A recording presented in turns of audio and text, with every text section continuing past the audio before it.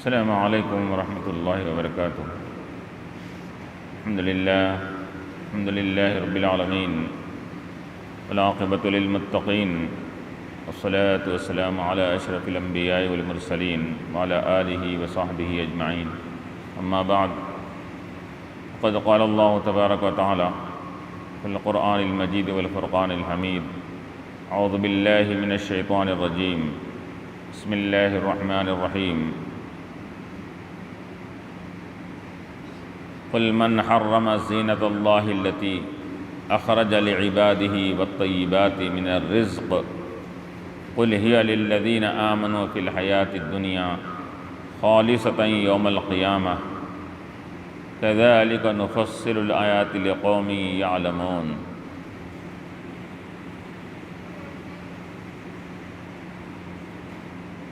قل انما حرم ربی الفواحش ما ظہر منها وما بطن والإثم والبغي بغير الحق وأن تشركوا بالله ما لم ينزل به سلطانا أن تقولوا على الله ما لا تعلمون، صدق الله العلي العظيم۔ قال تعالى في مقام آخر في شان حبيبه الكريم، إن الله وملائكته يصلون على النبي يا أيها الذين آمنوا صلوا عليه وسلموا تسليما، اللهم صل۔ حاضرین کرام و معزز سامعین، ابھی میں نے جو سورہ اعراف کی 2 آیتوں کی تلاوت کا شرف حاصل کیا، اس سے پہلے کی آیت میں جو اللہ تعالیٰ نے ذکر فرمایا تھا کہ خذوا زینتکم عند کل مسجد، کہ اپنی زینت اور اچھی حالت اور وضع اختیار کرو، کب؟ جب مسجد کو نماز کے لیے جایا کرتے ہو۔ عند کل مسجد، خذوا زینتکم، اپنے زینت کو اختیار کرو مسجد کو نماز کے لیے جاتے وقت، کیونکہ اس وجہ سے کہ تم جب کسی بڑے آدمی کے پاس جاتے ہو، دعوت میں جاتے ہو، کسی معزز گھر میں جب جاتے ہو تو وہاں پر تم اہتمام کے ساتھ جایا کرتے ہو، تو اسی طرح جب رب کے دربار میں حاضر ہو تو تم اہتمام کے ساتھ زینت اور جو مرد کے لیے جو جائز رکھی گئی ہے وہ زینت کو، زیبائش کو اور آرائش کو استعمال کر کے مسجد کو جایا کرو، کہ اچھا لباس ہو تمہارا، اچھی وضع ہو، اچھی تمہاری حالت ہو تمہاری، یہ حالت کر کے جایا کرو۔ تو اسی وجہ سے علماء فرماتے ہیں کہ جو چیز مرد کے لیے زینت سے خارج ہوتی ہے، مثال کے طور پر اگر مرد کی زینت یہ ہے کہ وہ اس کی نماز کے لیے جب آئے تو سر پر ٹوپی ہو، فل آستین اس کا شرٹ یا کرتا ہو، اور پھر اس کا لباس بھی یہ سطر والا، پورا سطر کو چھپانے والا اور ڈھیلا ڈھالا ہو، یہ زینت میں آتا ہے۔ اور ایک لباس وہ ہوتا ہے جو عام حالت میں ہم پہنتے ہیں، اور ایک لباس وہ ہوتا ہے زینت کا جو ہم کہیں جاتے ہیں تو پہنتے ہیں، تو اس کہیں کسی مقام پر دعوت میں جاتے وقت پہننے کے لباس کو زینت والا لباس کہیں گے۔ تو اللہ تعالیٰ فرما رہا ہے کہ تم کسی مخلوق کی دعوت پر جاتے ہو تو اچھا لباس اختیار کرتے ہو زینت کا، تو جب خالق کائنات تم کو اپنے مسجد کی طرف بلا رہا ہے، دعوت دے رہا ہے، تو تمہارا لباس کیسا زینت والا ہونا چاہیے اور کیسی اچھی حالت کے ساتھ تم کو آنا چاہیے۔ اسی وجہ سے مفسرین فرماتے ہیں کہ اگر کوئی شخص ننگے سر نماز پڑھے گا تو زینت سے خارج ہونے کی وجہ سے نماز اس کی مکروہ ہوگی۔ اگر کوئی شخص کونیوں سے اوپر ہاف آستین شرٹ رکھ کر نماز پڑھے گا، یہ بھی مرد کی زینت سے ہٹ کر ہے، اس کی بھی نماز مکروہ ہوگی، نماز میں اس کو ثواب کم ملے گا، کہ آستین اس کے کھلے ہوئے ہیں، کونی دکھ رہی ہے، ہاف آستین ٹی شرٹ پہنے۔ اسی طرح کہ اگر لباس تو ہے لیکن وہ لباس عموماً لوگوں کے سامنے پہن کر جایا نہیں جاتا، بنین ہے اور بالکل معمولی سی ٹریک ہے وغیرہ ہے جو عموماً رات کے وقت سوتے وقت پہنا کرتے ہیں، اس بنین پر اور ٹریک پر نماز پڑھنا یہ بھی مکروہ قرار دیا گیا ہے۔ اور یہ بھی کہا گیا کہ سطر کا اختیار کرنا یہ لوگوں اور انسانوں سے اس کا تعلق نہیں، بلکہ تنہائی میں بھی اگر آپ نماز پڑھیں تو اس تمام سطر کا زینت کا اہتمام کر کے نماز پڑھنا چاہیے۔ عموماً دیکھا یہ جاتا ہے کہ لوگ اپنے تنہائی میں گھر میں نماز پڑھتے ہیں تو کبھی تو بنین کے اوپر ہی ہاف ٹی شرٹ کے اوپر پڑھتے ہیں، یا بنین کے اوپر ہی وہی نیچے ٹریک وغیرہ ہوتا ہے، وہ اس کو اسی حالت میں نماز کو ادا کر لیتے ہیں۔ تو اس کا اہتمام کرنا چاہیے کہ گھر میں پڑھو تنہا پڑھے، ہر حالت میں اچھی وضع اور اچھی حالت اختیار کرنی چاہیے۔ تو خذوا زینتکم عند کل مسجد کہا گیا تھا، اور یہ بھی کہا گیا کہ وکلوا واشربوا، اور کھاؤ اور پیو، ولا تسرفوا، اور اسراف مت کرو۔ تو کھانے پینے کی ممانعت نہیں ہے۔ بعض لوگ کھانے پینے اچھی غذاؤں سے رک جایا کرتے تھے، اور اچھی غذائیں کھانے سے رکنے کو وہ بڑی عبادت سمجھتے تھے۔ تو یہ آیت کریمہ نازل ہوئی کہ اچھے اچھے کھانوں سے رک جانا اور اس سے پرہیز کرنا یہ عبادت اور تقویٰ نہیں ہے۔ تقویٰ کیا ہے؟ تقویٰ یہ ہے کہ تم اچھی چیزیں کھاؤ پیو، سب چیزیں کرو، لیکن گناہوں سے پرہیز کرو اور نافرمانی سے اللہ کی پرہیز کرو، یہی تقویٰ ہے۔ اچھی غذاؤں کو ترک کرنا تقویٰ نہیں ہے، بلکہ گناہوں کو ترک کرنا یہ سب سے بڑا تقویٰ ہے۔ کلوا واشربوا ولا، لیکن یاد رکھو کھانا پینا تمہارے لیے، ہر نعمت تمہارے لیے جائز رکھی گئی ہے، لیکن کسی بھی نعمتوں کے اندر اسراف اور حد سے زیادہ اس کو استعمال کرنا جو تمہارے لیے نقصان دہ ہو یا وہ ضائع جا رہا ہو وہ نعمت، یہ تمہارے لیے جائز نہیں ہے۔ کھاؤ پیو، اسراف مت کرو اور ویسٹ مت کرو اس نعمت کو کہ اتنا زیادہ پکا رہے ہیں کہ بعد میں پھینکنا پڑ رہا ہے، تو یہ اسراف میں آ جائے گا۔ تو یہاں پر اللہ تعالیٰ نے کھانے پینے کا ذکر فرمایا کہ کلوا واشربوا، کھاؤ اور پیو۔ تو کھانا یہاں پر علماء مفسرین فرماتے ہیں کہ جان بچانے کے لیے کھانا کھانا بھی ضروری ہے۔ اگر کوئی شخص اپنے آپ کو کھانے پینے سے روک کر اور بغیر کھائے پیے کے اپنی جان گنوا دے گا تو وہ بھی حرام موت مرنے کے قائم مقام ہوگا، تو گویا کہ اس کے لیے بھی یہ حرام ہوگا، کیونکہ اللہ فرما رہا ہے کہ کلو، کھاؤ اور پیو۔ تو یہاں تک کہ علماء نے کہا کہ کھانا زندگی کے لیے ضروری ہے۔ اگر کوئی شخص کسی کو اگر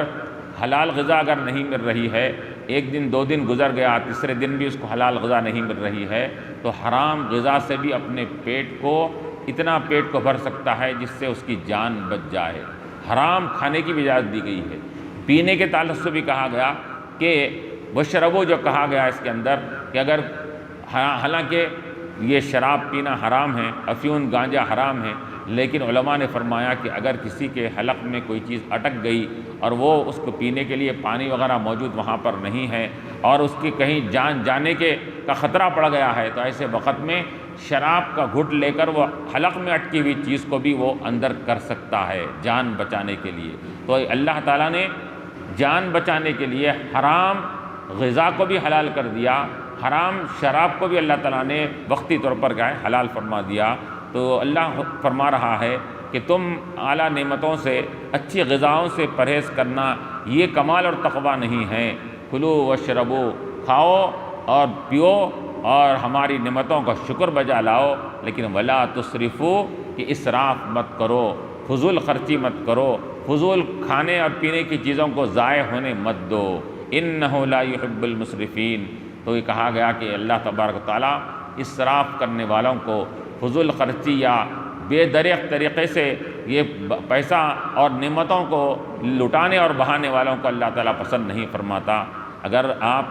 علماء فرماتے ہیں کہ اگر آپ اپنے گھر میں 1 سے 4 قسم کے کھانے پکائے اور پورے کے پورے آپ نے اس کو استعمال کیا، اس کو کسی آپ نے ضائع نہیں کیا، تو یہ کھانا آپ کے لیے بالکل جائز ہے، یہ آپ کے لیے کسی بھی قسم کے آپ کے لیے کراہت نہیں ہے۔ لیکن اتنا زیادہ وافر مقدار میں پکا دیا جائے کہ وہ بچ جانے کے بعد اس کو پھینک دیا جا رہا ہے، تو پھر یہ اسراف میں آئیں گا، اس کی بھی آپ کو پھر پوچھ ہوگی۔ مسرفین، اور اللہ تعالیٰ ایسے اسراف کرنے والوں کو پسند نہیں فرماتا جو کہا گیا، اس کی فہرست میں ہم آ جائیں گے۔ اور پھر اب یہاں پر اللہ تعالیٰ آگے کی آیت میں فرما رہا ہے قُلْ مَنْ حَرَّمَ زِینَةَ اللَّهِ الَّتِي أَخْرَجَ لِعِبَادِهِ، کہ بعض لوگ اس زمانے میں اچھی غذاؤں سے، اچھے کپڑوں سے، کھانے سے، پینے سے، کپڑا پہننے سے رک جایا کرتے تھے، کہ یہ سمجھ کر کہ یہی ہمارے لیے تقوی کی علامت ہے، تو اللہ فرما رہا ہے آپ فرما دیجئے حبیب کہ من حرم، کس نے حرام کیا،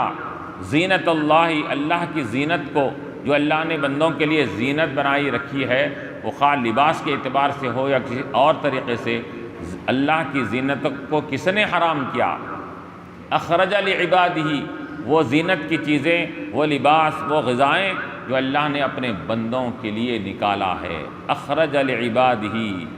تو اللہ نے اپنے بندوں کے لیے جو زینت کی چیزیں اس کو استعمال کرنے کے لیے، اب زینت جیسا کہ کہا گیا مرد کے لیے اس کے اپنے اعتبار سے ہے، مرد عورت کے لیے اس کے اپنے اعتبار سے ہے، عورت کی زینت تو زیادہ وافر مقدار میں پائی جاتی ہے، اس کا زیور ہے، فلاں ہے، یہ ہے، یہ سب یہ چیزیں بھی اگر حلال طریقے سے اگر وہ عورت وہ زیب و زینت کرتی ہے اور زیور اختیار کرتی ہے تو اس کو بھی اجازت دی گئی ہے۔ تو کسی بھی چیز کی زینت کو یہ حرام کسی نے نہیں کیا، کون حرام کیا ہے بتائیے؟ من حرم زینت اللہ، اللہ فرما رہا ہے کہ اللہ کی زینت کو کس نے حرام کیا، اخرج لعبادہ، جو اللہ نے اپنے بندوں کے لیے یہ زینتوں کو دنیا میں نکالا ہے، والطیبات من الرزق، اور رزق اور روزی میں سے حلال رزق کو کس نے حرام کیا؟ جب اللہ نے حلال کر دیا ہے تو بتاؤ کس نے حرام کیا؟ رزق جو حلال ہوتا ہے، جائز طریقے سے جو کمایا جاتا ہے، اس جائز طریقے سے کمائے جانے والا رزق وہ تمہارے لیے حلال ہے۔ اب اس کے اندر تم کیا ہے کہ یہ سمجھ کر کہ کیا ہے، اب حلال چیزوں سے بھی احتیاط کر رہے ہیں تقویٰ سمجھ کر، یہ تقویٰ نہیں ہے، حلال چیزوں کو تم اختیار کر سکتے ہو۔ اور پھر کس نے تم کو حرام کیا؟ تو یہاں اللہ تعالیٰ فرما رہا ہے کہ من حرما کہا گیا، کس نے حرام کیا، اور تو معلوم یہ ہوا کہ کوئی بھی چیز حرام کرنے کے لیے اللہ تعالیٰ کا کہ قرآن کریم میں اس کا ذکر ہونا یا رسول پاک علیہ الصلوۃ والسلام کی احادیث میں اس کا ذکر ہونا تو وہ چیز حرام ہوگی، ورنہ جب تک کوئی چیز حرام قرار نہیں دی جا سکتی جب تک کہ قرآن اور حدیث میں اس کا ذکر موجود نہ ہو۔ اس وجہ سے علماء فرماتے ہیں کہ اللہ نے یہاں یہ کہا کہ کون حرام کیا، یہ کہا، کون حلال کیا یہ نہیں کہا گیا، تو معلوم ہوا کہ حلال چیزوں کے لیے دلیل اور پروف کی ضرورت نہیں پڑتی ہے، بلکہ جتنے چیزیں دنیا میں پائی جاتی ہیں ہر چیز وہ حلال اور جائز ہے، سوائے ان چیزوں کے جس کو اللہ اس کے رسول نے حرام کیا ہے۔ تو معلوم یہ ہوا کہ حرام کی فہرست اللہ تعالیٰ یا اس کے رسول علیہ الصلوۃ والسلام دیتے ہیں، لیکن حلال چیزوں کا ذکر یا اس کی فہرست قرآن و حدیث میں پائی نہیں جاتی، کیونکہ حلال چیزوں کی اتنی کثرت ہے کہ اس کو فہرست دینا یہ کیا ہے، یہ بلا ضرورت کے ہو جائے گا۔ اس کے اندر حلال چیزیں کئی ہر قسم کی چیز جو دنیا میں نکلتی ہے، اور نئے چیزیں بھی جو دنیا میں نکل رہی ہیں، وہ ہر قسم کی چیز یہ استعمال کرنا یہ ایمان والے کے لیے جائز ہے، جب تک کہ قرآن و حدیث میں اس کے استعمال سے ممانعت نہ آ جائے۔ تو معلوم یہ ہوا کہ حرام کرنے والی ذات یا اللہ تعالیٰ کی ہے قرآن کے ذریعے سے، یا اس کے رسول علیہ الصلوۃ والسلام احادیث کے ذریعے سے کوئی چیز کو حرام کریں گے، تو معلوم ہوا جس کو اللہ نے حرام، اللہ اس کے رسول نے حرام نہیں کیا، اس کو اپنے پر حرام کر لینا یہ بھی سخت ترین گناہ ہے۔ جس کو اللہ اور اس کے رسول نے حرام نہیں کیا اپنے اوپر اس کو حرام کر لینا یہ بھی سخت ترین گناہ ہے، کیونکہ اللہ تعالیٰ کا فرما رہا ہے کہ کلوا من الطیبات واعملوا صالحا، اے لوگو تم حلال غذائیں استعمال کرو، کھاؤ، اور کھانے کے بعد واعملوا صالحا، اور نیک اعمال کیا کرو۔ یعنی حلال جو چیزیں ہم نے حلال کیا ہے، حلال غذائیں کو استعمال کرنے کے بعد تم کیا کرو، نیک اعمال کرو۔ تو گویا کہ اللہ تعالیٰ کی دی ہوئی نعمتوں کو استعمال کرنا، اس کے بعد پھر یہ نیک اعمال کرنا کہ اللہ تعالیٰ نے نعمتیں کیوں دیا ہے، اللہ تعالیٰ نے نعمتیں اس وجہ سے دیا ہے تاکہ اس نعمتوں کا استعمال کرنے کے بعد انسان اللہ کی اچھی طرح عبادت کر سکے، اللہ کی عبادت کر سکے، اس وجہ سے اللہ تعالیٰ نے وہ نعمتوں کو عطا فرمایا ہے۔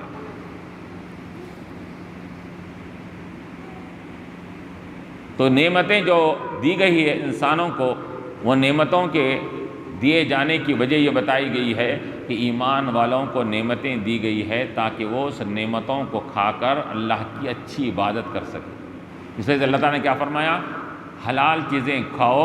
کھا کر وعملوا صالحا، نیک اعمال کرو، اچھی غذائیں کھاؤ اور نیک اعمال کرو۔ تو معلوم ہوا کہ اللہ کا نیک بندہ، اللہ کا پر ایمان لانے والا اچھی غذائیں، اچھے چیزیں استعمال کر کے اپنے آپ کو یہ تقویت اور قوت اپنے اندر پیدا کرتا ہے تاکہ اس کے ذریعے سے اچھی عبادت کر سکے۔ گناہ گار یا کافر اور مشرک جو ہوتا ہے وہ اچھی غذائیں استعمال کر کے وہ گناہوں کی طرف آمادہ ہوتا ہے، اور ایمان والا اچھی غذائیں استعمال کر کے عبادت اور اللہ کی اطاعت کی طرف متوجہ ہوتا ہے۔ دونوں میں فرق بتایا گیا اس کے اندر۔ تو یہاں کہا گیا کہ تم اچھی غذائیں بھی استعمال کرو، والطیبات من الرزق، کہ حلال رزق تمہارے لیے اللہ تعالیٰ نے جائز کر دیا ہے۔ قل ہی للذین، حضرت ابن عباس رضی اللہ عنہ سے کے بارے میں آتا ہے اس کے اندر کہ آپ بھی بہترین لباس زیبتن کرتے تھے۔ ایک مرتبہ جب آپ کسی گمراہ جماعت کی طرف، خوارج ایک فرقہ تھا وہ گمراہ جماعت کا، اس کے پاس تبلیغ کرنے کے لیے، دین کی بات پہنچانے کے لیے جب وہاں پر آپ پہنچے تو بہترین لباس پہنے ہوئے، ہزاروں درہم اس زمانے کا لباس پہن کر، امامہ، ٹوپی وغیرہ سب چیز پہن کر وہاں پر گئے۔ تو وہ گمراہ جماعت جو خوارج کی تھی اس نے کہا کہ یہ آپ نے تو یہاں اسراف کیا، آپ نے اتنا اعلیٰ قیمتی لباس، یہ تو آپ کے لیے جائز نہیں ہے، ہمارے لیے جائز نہیں ہے، اتنا قیمتی، اتنا پیسہ آپ نے اس کے اندر بھیجا، خرچ کر دیا۔ تو ابن عباس رضی اللہ عنہ نے فرمایا کہ آپ تقوی کے خلاف کر رہے ہیں، انہوں نے کہا۔ تو ابن عباس رضی اللہ عنہ نے فرمایا کہ اچھا کھانا، اچھا پہننا یہ تقوی کے خلاف نہیں ہے، بلکہ اچھا کھانا پینا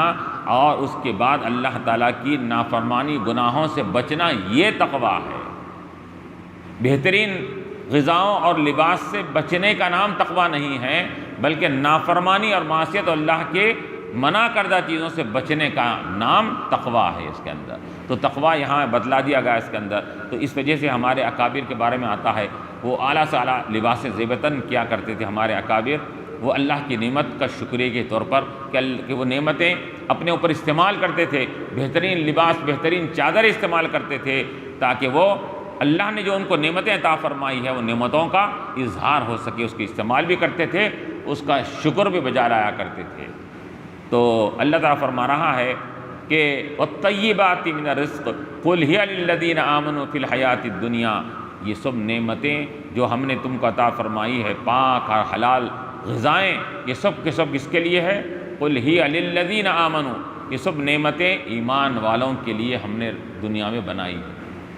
باپ یہ کہیں گے کہ عموماً تو دیکھا جا رہا ہے زیادہ تر نعمتیں تو کفار حاصل کر رہے ہیں، مشرکین حاصل کر رہے ہیں، نہ ماننے والے حاصل کر رہے ہیں۔ تو علماء فرماتے ہیں کہ یقیناً کہ کوئی چیز اللہ تعالیٰ نے بنائی ہے، حقیقت میں وہ بنائی ہے ایمان والوں کے لیے، لیکن ضمناً کافر اس کا استعمال دنیا میں کر رہے ہیں، دنیا میں وہ اس کا استعمال کر رہے ہیں، لیکن اللہ تعالیٰ آگے فرما رہا ہے خالصتاً یوم القیامہ، دنیا میں نعمتیں ہم نے ایمان والوں کے لیے رکھی ہے۔ یہ اور بات ہے کہ ان کے صدقے میں، ان کے طفیل میں یہ کافر اور مشرک اس سے زیادہ استفادہ کر رہے ہیں، لیکن ہے وہ نعمتیں کس کے لیے؟ ایمان والوں کے لیے ہے، کیونکہ اللہ تعالیٰ نے جتنے بھی نعمتیں بنائی ہے تو وہ نعمتیں کس کے لیے؟ ایمان والوں کے لیے پیدا فرمائی ہے، حلال غذائیں، اچھی اچھی نعمتیں وغیرہ۔ کیوں؟ اس وجہ سے کہ نعمتوں کا شکریہ بجا لاتا ہے جو، اس کو نعمتیں دی جاتی ہے۔ ایمان والا نعمتیں کھا کر اللہ کا شکر بجا لاتا ہے، اس وجہ سے ایمان والوں کے لیے وہ نعمتیں دی گئی ہے۔ آگے خالصتاً یوم القیامہ، کہ یہی یہ نعمتیں دنیا میں ایمان والوں کے لیے خاص ہے۔ یہ اور بات ہے کہ اس کے ضمن میں کافر بھی اس سے استفادہ کر رہے ہیں، لیکن اللہ آگے کیا فرمایا؟ خالصتاً یوم القیامہ، یہ نعمتیں جو دنیا میں دیکھ رہے ہیں، کل قیامت میں مرنے کے بعد یہ نعمتیں صرف ایمان والوں کے لیے خاص ہو جائے گی، کافروں کو یہ نعمتیں نہیں ملیں گی۔ خالصتاً یوم القیامہ، یہ نعمتیں جو آج یہ ایمان والوں کے طفیل میں کفار استعمال کر رہے ہیں، اللہ فرما رہا ہے تو یہاں تو استعمال کر لو تم، دنیا تمہارے لیے جنت ہے اور کیا ہے، تم اس سے استفادہ کر لو، لیکن یاد رکھو خالصتاً یوم القیامہ، یہ نعمتیں کل جب قیامت میں پہنچو گے تو یہ سب نعمتیں کا حاصل کرنے والے کون لوگ رہیں گے؟ صرف وہ ایمان والے رہیں گے۔ خالصتاً یوم القیامہ، کہ یہ نعمت خالص قیامت کے دن ایمان والوں کے لیے رہے گی۔ کذالک نفصل الآیات لقوم یعلمون۔ اللہ تعالیٰ فرما رہا ہے کہ ہم اس طرح کھول کھول کر ہر بات کو تفصیل کے ساتھ، وضاحت کے ساتھ بیان کرتے ہیں۔ لقوم یعلمون، کس کو بیان کرتے ہیں؟ کس قوم کو؟ لقوم یعلمون، اس قوم اور اس جماعت کو جو جاننے والی ہے، علم رکھنے والی جماعت کے لیے ہم تمام احکامات کو کھول کھول کر بیان کرتے ہیں۔ نفصل الآیات، تفصیل اور وضاحت کرتے ہیں، ایکسپلین، اور ہم اچھی طریقے سے اس کی شرح اور بس کے ساتھ اس کی وضاحت کرتے ہیں۔ لقوم یعلمون، لیکن جس کے لیے؟ علم رکھنے والی جماعت کے لیے۔ اگر کسی کے پاس علم اگر موجود نہیں ہے، اگر وہ قرآن و حدیث سے مسائل کو سمجھنے کی کوشش کرے گا تو پھر گمراہی کے دلدل میں پھنس جائے گا۔ اللہ تعالیٰ کیا فرما رہا ہے یہاں پر کہ تفصیل ہم نے کس کے لیے کیا ہے؟ تفصیل ہم نے یہاں پر جاننے والی قوم کے لیے کیا ہے، جو علم والی قوم کے لیے کیا ہے۔ جو علم رکھتی ہے وہ ہماری اس تفصیل کا مکمل فائدہ حاصل کریں گے، اس کو سمجھیں گے اس کے اندر۔ تو معلوم اس سے یہ ہوا کہ ہر کس و ناقص قرآن کو لے کر بیٹھ جائے اور اس سے مسئلے سمجھنے کی کوشش کرے، حدیث کو لے کر بیٹھ جائے، اس سے مسائل اور مسئلوں کو سمجھنے کی کوشش کرے گا تو یقیناً وہ گمراہ ہو جائے گا اور اپنے آپ کو گمراہی کے دلدل میں ڈال دے گا۔ علماء نے مثال دیا کہ جس طرح کی مثال کے طور پر اگر کوئی شخص کیا ہے کہ ڈاکٹری کتابوں کا انبار اپنے سامنے رکھ کر وہ ڈاکٹری کتابوں سے مطالعہ کرنے کے بعد وہ اس کو فالو کر کے کیا کر رہا ہے، وہ کتابوں میں پڑھ کر خالی کسی استاذ کے پاس گیا نہیں، کسی ڈگری حاصل نہیں کیا، خالی وہ کتابوں کی طب اور ڈاکٹری کی کتابوں کو پڑھ لے کر اپنے طور پر اپنا علاج یا کسی کا علاج کرنے کے لیے جائے گا تو یقیناً وہ خود کو بھی ہلاک کر لے گا، جس کا علاج کرے گا اس کو بھی ہلاک کر دے گا۔ تو اس طرح جس طرح کے بغیر کسی کے پاس پڑھے ہوئے کہ یہ صرف کتابوں کے ذریعے سے ڈاکٹری کا علم نہیں آ سکتا، اسی طرح بغیر کسی استاذ کے پاس پڑھے کہ قرآن و حدیث کا علم بھی نہیں آ سکتا۔ کسی کے پاس جب تک کہ کسی عالم کے پاس جا کر ذہن و ادب طے کریں گے اور مکمل طریقے سے وہ جو اس کا کورس اور نصاب ہوتا ہے اس طریقے سے حاصل نہیں کریں گے، جب تک کہ وہ قرآن و حدیث کے مسائل کو سمجھ نہیں سکیں گے۔ اللہ فرما رہا ہے کہ ہم اس کی تفصیل اور اس کی وضاحت کس کے لیے کرتے ہیں؟ جاننے والی قوم کے لیے، عالم لوگوں کے لیے ہم کرتے ہیں۔ اب تمہارا کام یہ ہے کہ تم نہیں جانتے ہیں تو جاننے والے قوم کی طرف اور علماء کی طرف تم ربط پیدا کرو، ان کے پاس جا کر تم یہ علم حاصل کیا کرو۔ فاسألوا اہل الذکر ان کنتم لا تعلمون، اگر تم جانتے نہیں ہیں مسائل کو تو جاننے والوں کے پاس جا کر تم سوالات کرو۔ تمہارا یہ فریضہ ہے، تمہاری یہ ذمہ داری ہے، نہ کہ یہ کہ تم اپنے طور پر کسی بھی چیز کو اگر اختیار کرو گے، فالو کرو گے قرآن حدیث کو، تو یاد رکھو گے کہ جس طرح کے وہ شخص بغیر